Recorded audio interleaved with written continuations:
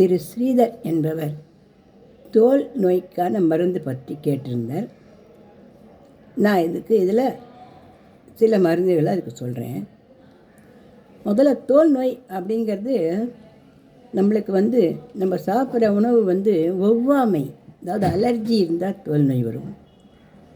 அப்புறம் நிறைய இந்த வண்டிகள்லாம் நிற்கிறதுகள் இல்லையா, வண்டி புகை, பெட்ரோல் புகை, அப்புறம் வேண்டாத இந்த வெடிகடிலாம் வெடிக்கிற இந்த மாதிரி புகைகள்லாம் இருக்குது இல்லையா, அந்த மாதிரி வேண்டாத புகைகள் இருந்தால் கூட நமக்கு தோல் நோய்களெல்லாம் நமக்கு ஏற்படும்.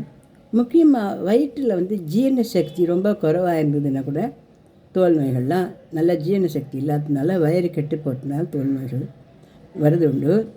இப்படி எதனால் நமக்கு தோல் நோய் வருது அப்படிங்கிறத நம்ம பார்த்துக்கணும். இந்த தோல் நோய்கள்லாம் நீங்கிறதுக்கு என்ன பண்ணலாம் அப்படின்னாக்கா, மஞ்சள் பொடியையும் வேப்பிலை, ஒரு கொத்து வேப்பிலையும் நல்லா கொஞ்சம் அவ்வளோ மஞ்சள் பொடியும் நல்லா நல்லா அரைச்சிட்டு அது நம்ம 3 வேளை நம்ம ஒரு கொட்டைப்பாக்கு அளவு போட்டு சாப்பிட்டுட்டு கொஞ்சம் தண்ணி குத்தி முழுங்கிடலாம் மாத்திரை மாதிரியா. இந்த மாதிரி பண்ணிட்டு வந்தாக்க நம்மளுடைய தோல் நோய்கள் எதுவாக இருந்தாலும் நல்லாவே குணமாகும். நம்ம இன்னொன்று என்ன பண்ணலாம் அப்படின்னாக்கா, தேங்காய் எண்ணெய், நல்ல பியூரான தேங்காய் எண்ணெயை ஒரு ஸ்பூன் எடுத்து எங்கெல்லாம் அந்த மாதிரி தோலில் நோய்கள் இருக்குதோ அந்த இடங்கள்லாம் நல்லா தடவி விடணும். தேங்காய் எண்ணெய் டெய்லி தடவி விடணும்.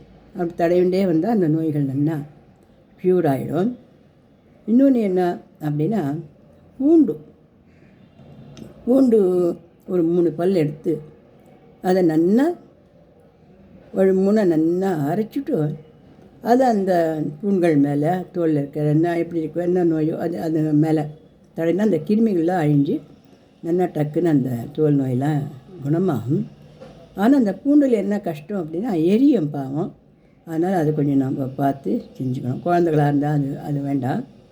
குழந்தைகளாக இருக்கும் பட்சத்தில் வேப்பிலையும் மஞ்சளையும் நல்லா அரைச்சி உடம்புல எந்த இடத்துல இந்த மாதிரி தோலில் புண்ணு பொடி எது இருக்கோ அது மேலே நல்லா தடவிட்டு கொஞ்ச நேரம் இளம் வெயிலில் நிற்க வச்சுட்டு வெதுப்பான வெந்நீரில் நல்லா குளிச்சு விட்டு மொத்துன்னு டவலால் தொடச்சி விட்டால் இந்த தோல் நோய்களெல்லாம் நல்லா பட்டு போல் வளர்ந்து போயிடும். முதல்ல எதனால் நமக்கு இந்த தோல் நோய் வந்திருக்குது அப்படிங்கிறத நம்ம பார்க்கணும். சில பேருக்கு சிலது ஒத்துக்காது அப்படின்றோம் இல்லையா, சில உணவுகள் ஒத்துக்காது, அலர்ஜியாக இருக்கும் இல்லையா, அதை நம்ம முதல்ல ஒரு மருத்துவர்கிட்டையோ போய் நமக்கு எது ஒத்துக்கும் எது ஒத்துக்காது, எது சாப்பிடுச்சு அந்த மாதிரி அதிகமாக அந்த மாதிரி வருது அப்படிங்கிறத நம்ம பார்த்துக்கணும்.